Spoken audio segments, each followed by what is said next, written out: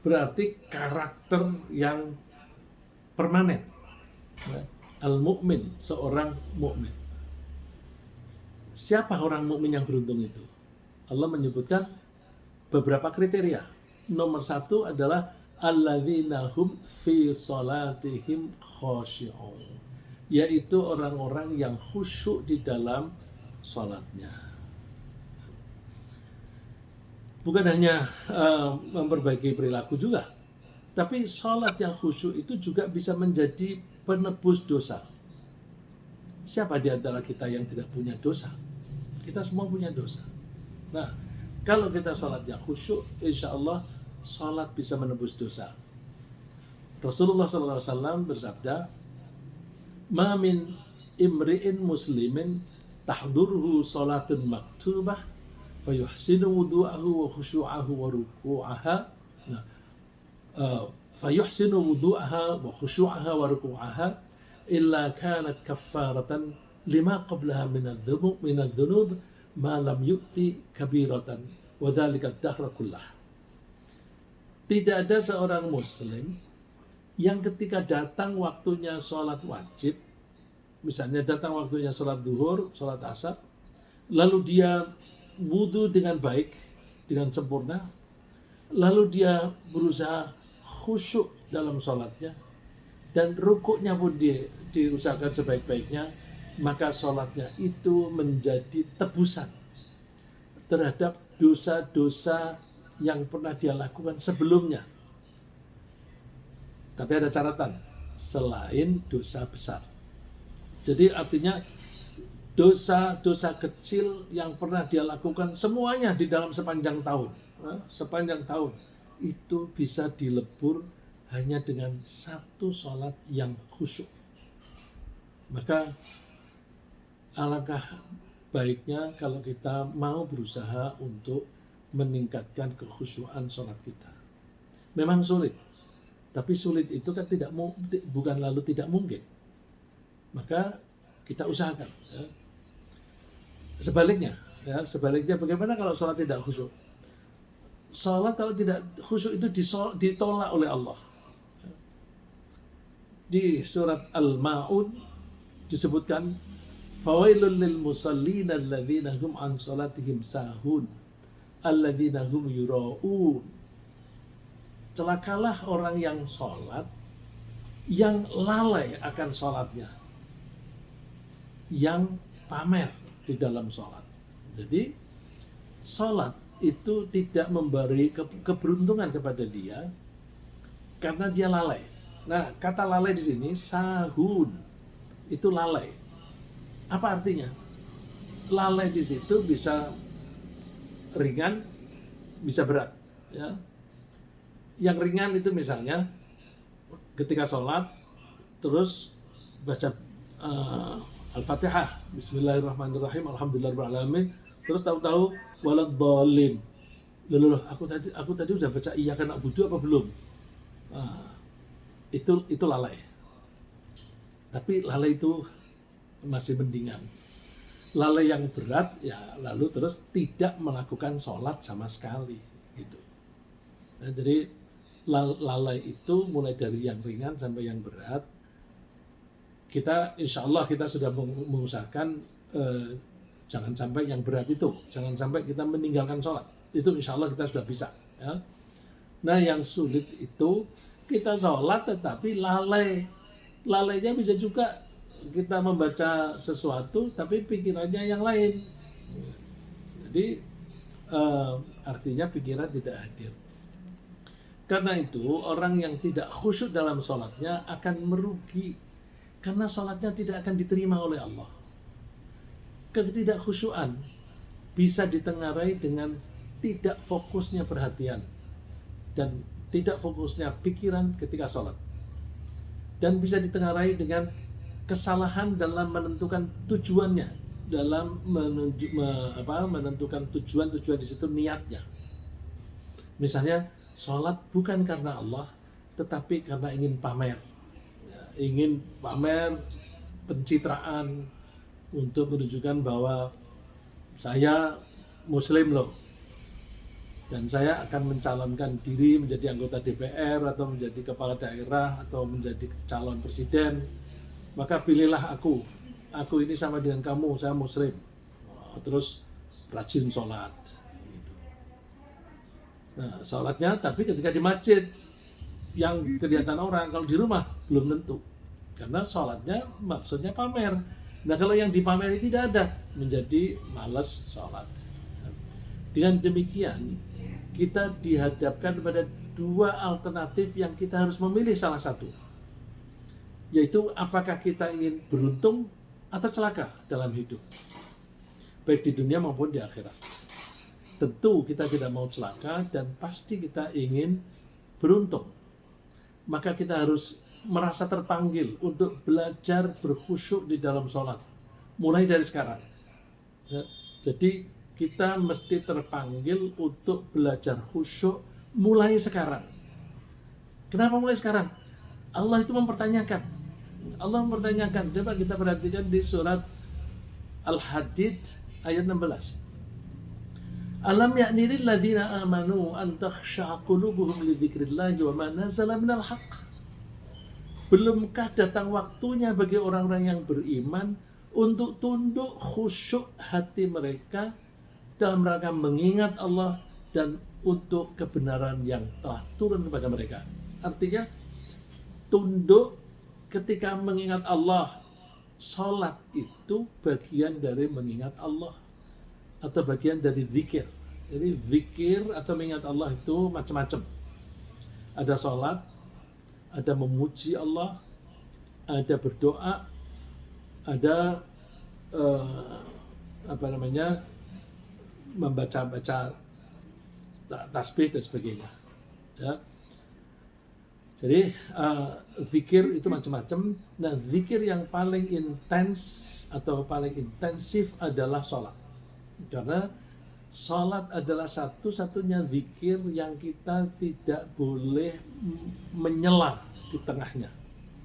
Kalau kita misalnya membaca Al-Quran, kemudian di tengah-tengah baca Al-Quran kita haus, kita ambil air minum boleh.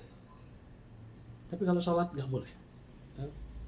Misalnya kita puasa Ramadan, di tengah-tengah puasa kita tidur atau main sepak bola, boleh. Tapi kalau sholat nggak boleh disela gitu. Ya, jadi Allah kalau mempertanyakan begitu, ya kita mesti merespon. Apakah belum waktunya kita itu berkhusyuk-khusyuk ketika ingat kepada Allah ketika kita sholat dan ketika kita membaca Al-Quran, ya, wa ma nazala minal haqq, dan apa yang diturunkan oleh Allah berupa kebenaran, yaitu Al-Quran.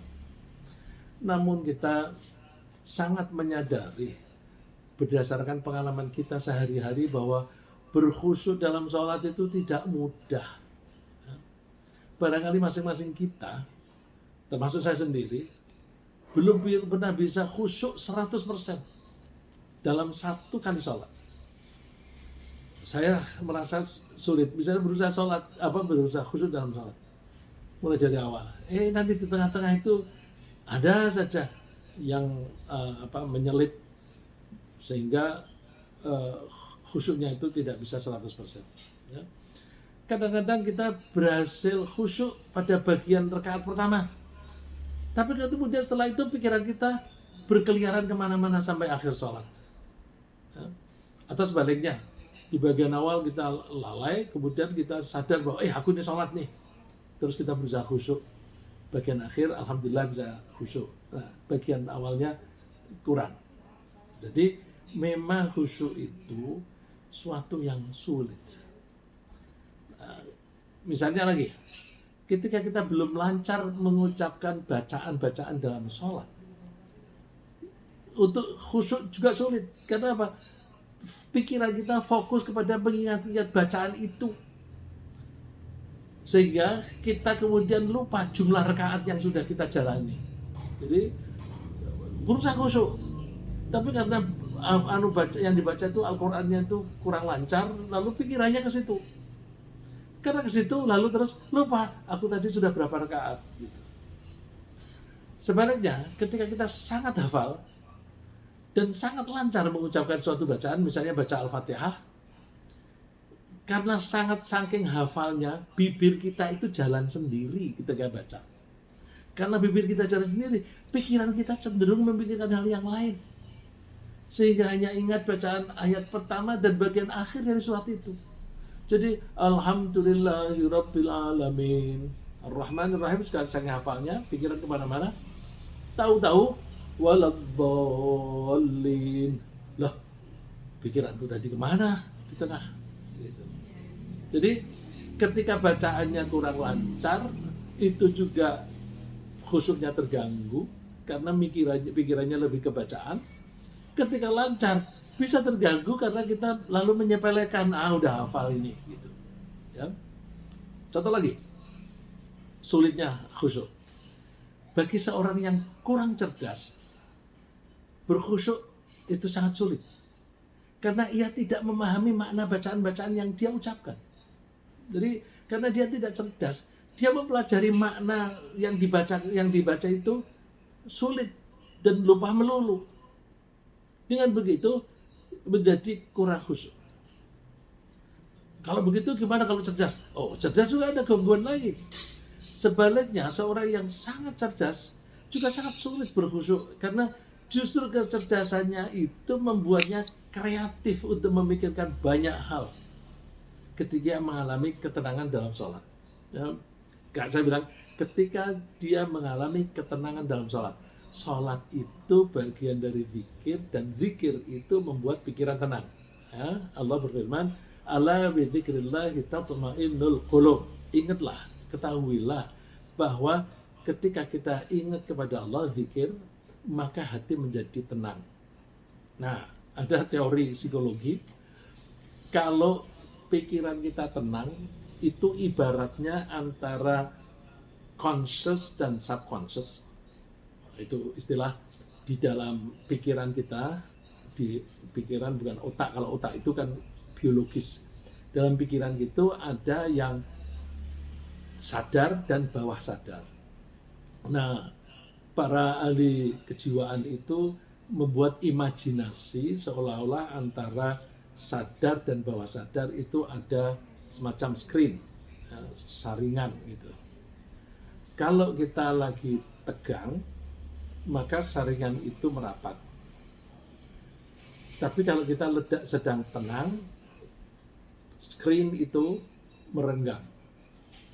Merenggangnya sekat antara bawah sadar dan sadar ini menyebabkan hal-hal yang ada di dalam memori lalu keluar dari bawah sadar ke sadar, sadar. Jadi kalau kita tenang, maka hal-hal yang ada di dalam memori kita itu pada keluar. Itulah makanya ketika kita itu misalnya lupa menaruh kunci, di mana aku tadi naruh kunci? Buka sana, nggak ada semua. Terus, udah dah, sholat aja dulu. Sholat. Begitu Allahu Akbar, baru sebentar, oh iya, aku tadi taruh di dapur, di lemari bumbu. Itu indikasi bahwa ketika kita menjadi tenang karena sholat, lalu terus memori di bawah sadar kita itu muncul ke sadar.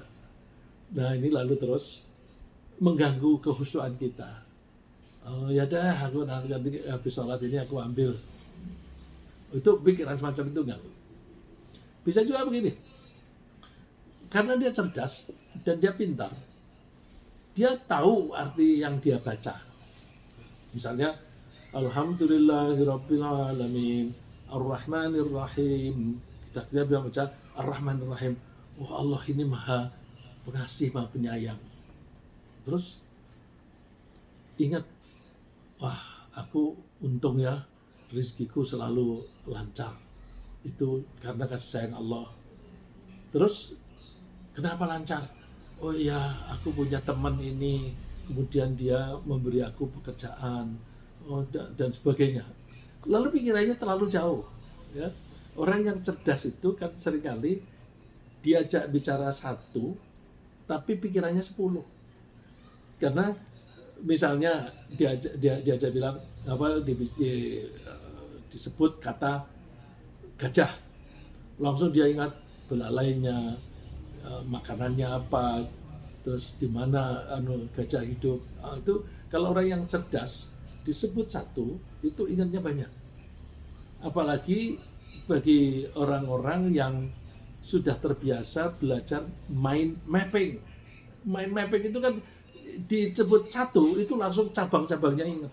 Jadi aduh, kurang cerdas ini ya terganggu, cerdas ini juga terganggu ya.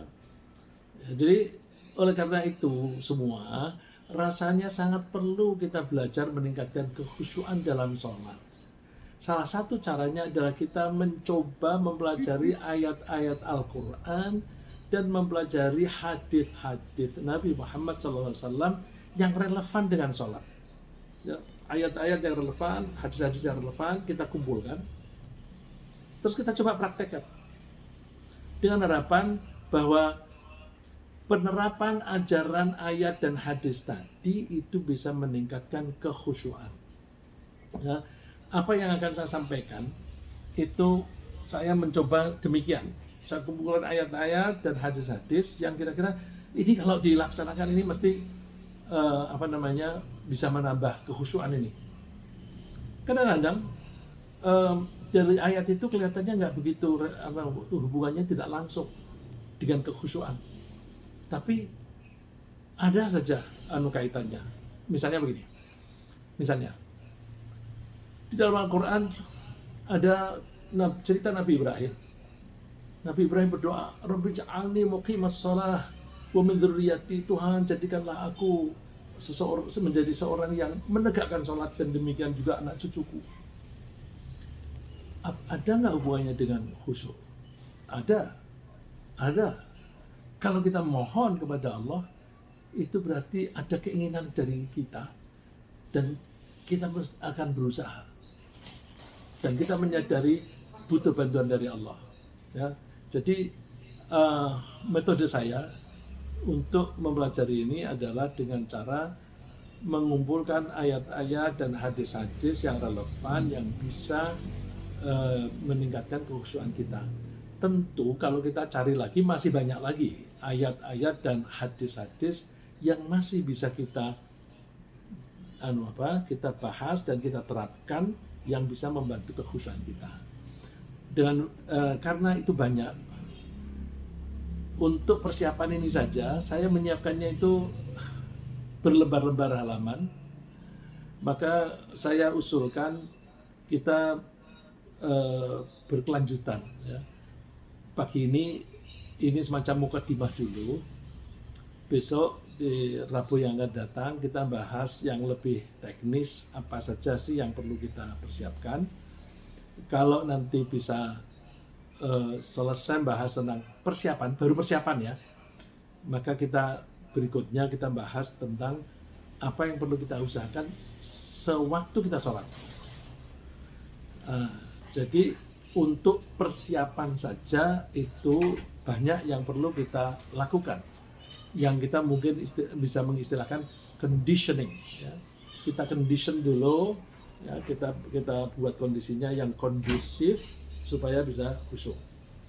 Nah, oleh karena itu saya mohon maaf kalau sementara sampai di sini, tinggal waktu 10 atau 11 menit. Barangkali ada yang bertanya, kita bahas, dan besok kita bahas lagi minggu depan yang lebih teknis. Terima kasih.